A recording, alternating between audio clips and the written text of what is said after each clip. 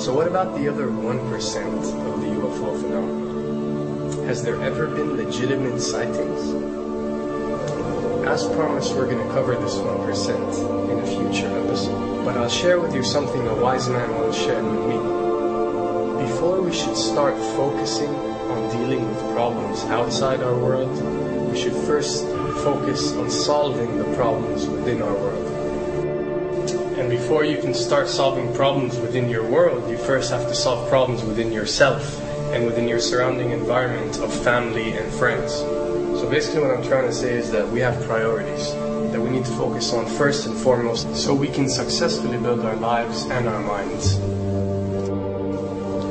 Now, it's no secret that the difference between what the government knows about UFOs and aliens and what is shared or released to the public is extremely enormous. And unfortunately, governments and several organizations on Earth are taking advantage of the UFO phenomenon to achieve worldly agendas. So why do we see particle beams, huge ones, firing at things that are, you were saying 200,000 Gs? Yep. I mean, go over that. Well, because I think it's part of a test for if there are bad guys out there. Or maybe they're doing preparations for faction. We may be looking at more than one faction. Remember, these groups tend to fragment. They fractally fragment so that you have wars within wars within wars. You know. But why would NASA release that footage? Well, remember, you've got all the good guys in NASA, and then you've got a few who are not good guys. The good guys don't know that there's something to keep secret. Remember, the lie's different at every level. They believe the lies they've been told. So when you set up a structure, an institution, which is supposed to be open and above board and is supposed to present live TV of the shuttle mission, they present live TV. Now, the controllers can't say, oh, well, you can broadcast this, but you can't broadcast that. Because the honest guys will then say, sure. Well, why can't we broadcast that? So people always say if this was happening, it would come out, and it is coming out. Well, I mean, I agree with you. When you've got the Catholic Church saying we need to love the aliens, they're our brothers, when you've got every major denomination saying it, when you've got all the movies, and you've got, you know, in the 80s, huge programs at the Olympics with aliens landing, you know, fake aliens, and you've got huge things the size of 3 football fields floating over Dallas, and stuff all over the place. Something's going on, and then I read government documents about fake extraterrestrial landings. You know, any of this. Why? I mean, you believe it's fake. Remember Operation Northwoods? Yes. Okay. Or we can go to the, September 11th. Governments do huge, big things to sway populations at key nodal points in history. They love hoaxes. Yeah, well, it's manufactured history is what it is.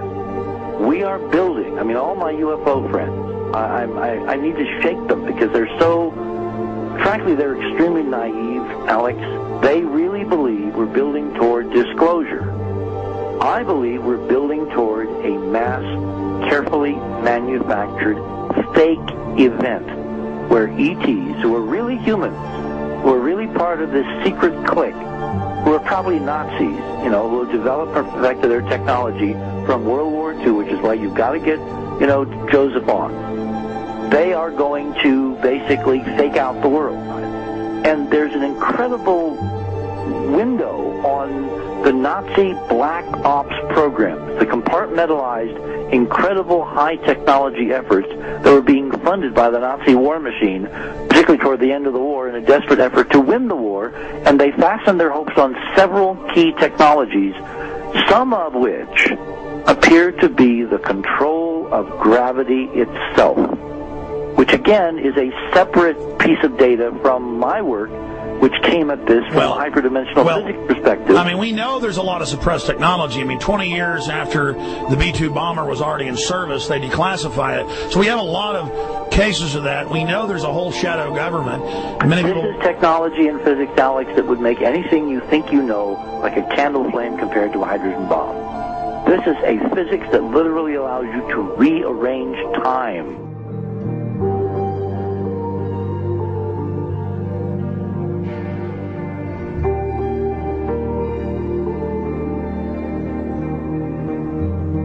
experiment. But I mean, imagine you've got all these compartments in these pyramids within pyramids of compartmentalization. That's why that's the New World Order symbol. And we don't know what they've got because they are so secret. We know they lie so much. We just know it's advanced. Mainline scientists say they're 30 years advanced. So Richard C. Hoagland, what I'm saying to you is, I'm entertaining what you're saying. I respect you. I think you're a great guy.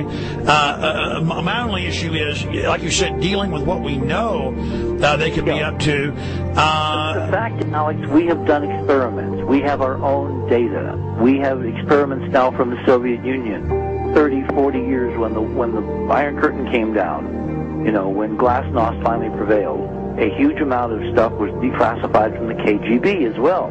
And we now have put this data together. We not only know what the physics is, we know what it can do, we know what it's based on, we know how to make it work. We've seen in our own experiments ample evidence. We've seen experiments across the American landscape and even in Europe that vindicate various parts of this.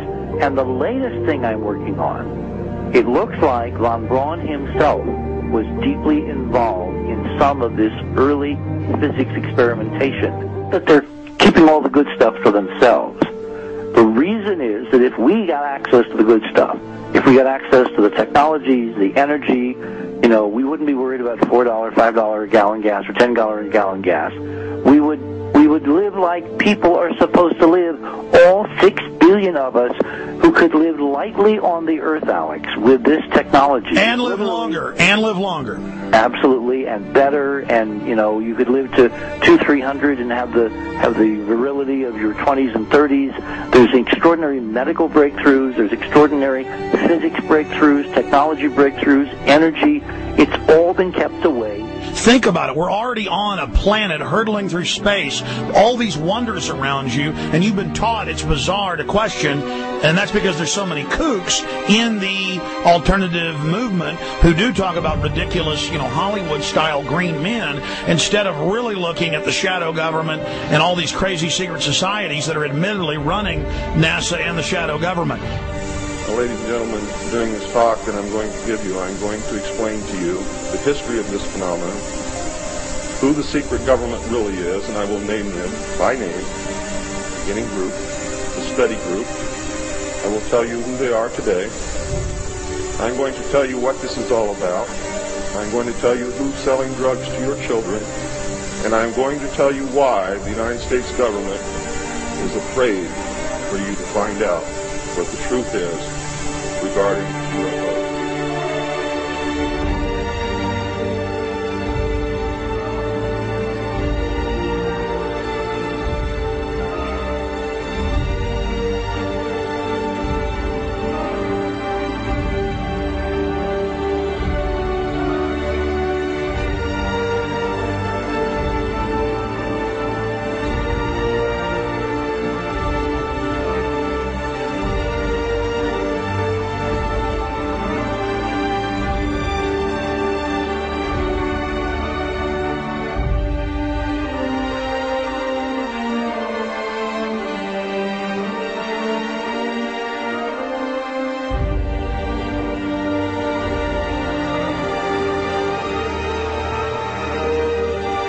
And it turns out that even though she remembered that she'd been part of the team to debrief the astronauts, she couldn't remember a thing that they said.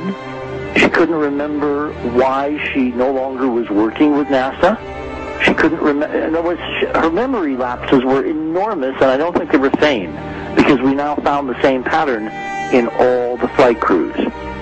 Because the awful truth, Alex, is they have been brainwashed. They have been mind controlled. They have had a technology, a very sophisticated technology, which took away the real missions that they experienced.